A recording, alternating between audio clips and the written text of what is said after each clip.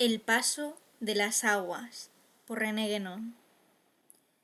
Ananda Coomaraswamy ha indicado que tanto en el budismo como en el brahmanismo, la vía del peregrino, representada como un viaje, puede ponerse en relación de tres modos distintos con el río simbólico de la vida y la muerte.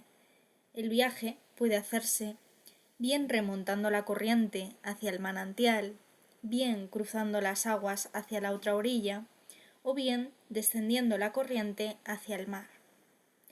Como el autor señala, semejante uso de diferentes simbolismos, contrarios en apariencia pero en realidad de idéntico contenido espiritual, es concorde con la naturaleza de la propia metafísica, que sin ser sistemática, no deja por eso de ser siempre coherente. Por tanto, es obligado a asumir el sentido preciso en el que el símbolo del río, con su manantial, sus orillas y su desembocadura, debe ser entendido en cada caso. El primero, el de remontar la corriente, es quizá el más rico en matices, pues el río se equipara entonces al eje del mundo, es el río celeste que desciende hacia la tierra y que la tradición hindú denomina Ganga y Sarasvati, que son propiamente los nombres de ciertas facetas de la Shakti. En la cábala hebrea, ese río de la vida tiene su par en los canales del árbol sefirótico, por los cuales los influjos del mundo de arriba se transmiten al mundo de abajo, y que están también en relación directa con la Shekinah, que viene a ser el equivalente de la Shakti.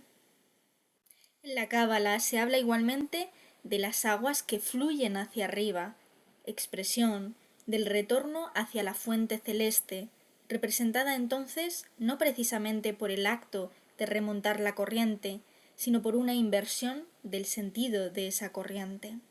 Se trata siempre de un cambio de sentido que, según advierte Coomaraswamy, era representada en los ritos védicos por la inversión del poste sacrificial, otra imagen del eje del mundo.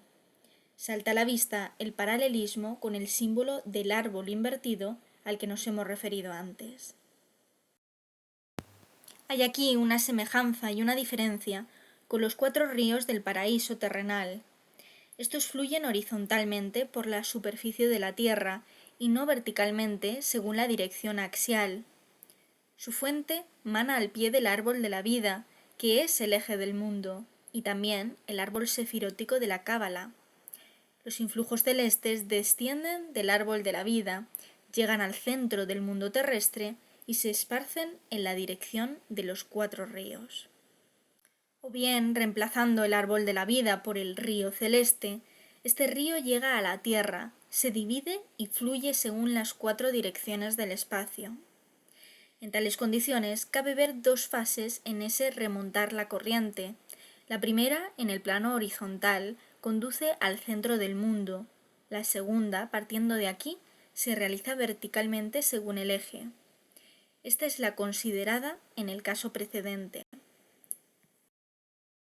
Las 2 fases sucesivas tienen desde el punto de vista iniciático su correspondencia en los pequeños misterios y los grandes misterios. El segundo caso, la travesía de una a otra ribera, es sin duda la más frecuente y la más conocida.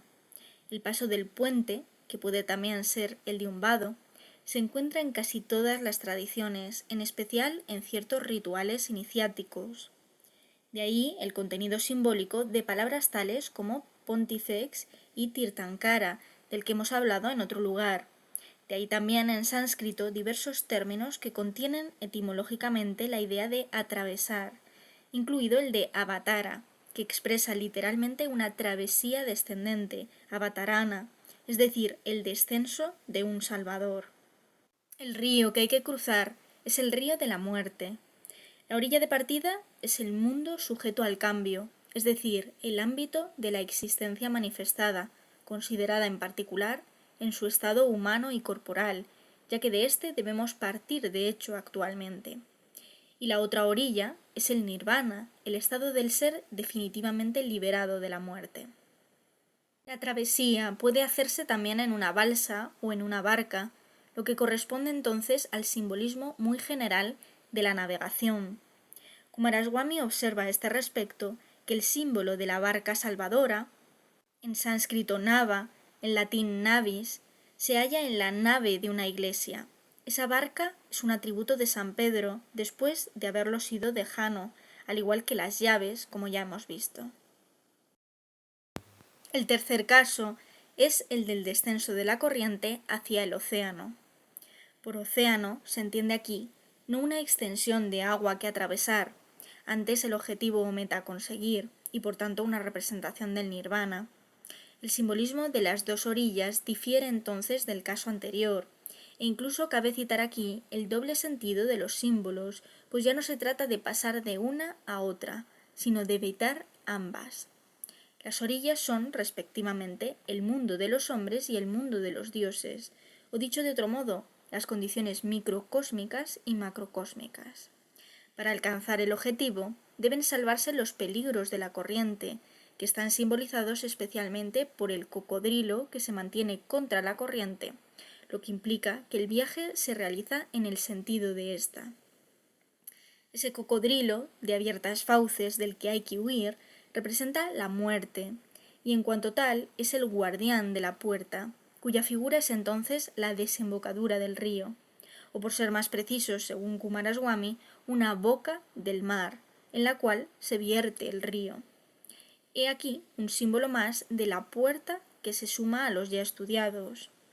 Océano, en sánscrito samudra, es literalmente la reunión de las aguas, lo que recuerda las palabras del Génesis: reúnanse las aguas de debajo de los cielos en un lugar.